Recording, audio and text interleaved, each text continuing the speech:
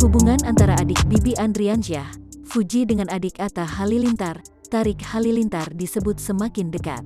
Meskipun beberapa waktu lalu, Fuji mau dijodohkan dengan pria bernama Austin Alexander. Namun Tarik tak merasa minder, malah semakin yakin jika Fuji adalah jodohnya.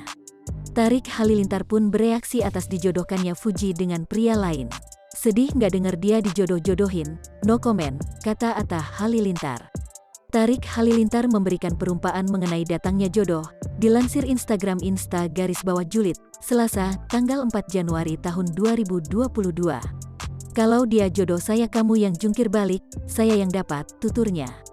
Kali ini Tarik kembali ketahuan berkomentar pada postingan terbaru Fuji, Sabtu, tanggal 8 Januari tahun 2022. Dalam postingan tersebut Fuji terlihat memakai hijab pada akun Instagram pribadinya.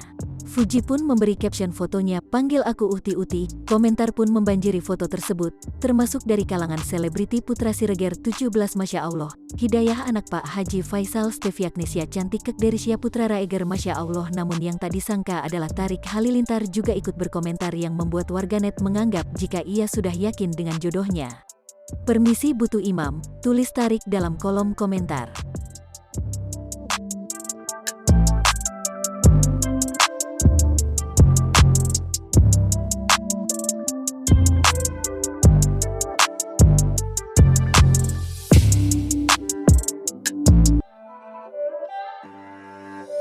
It's not a game, it's a rich thing.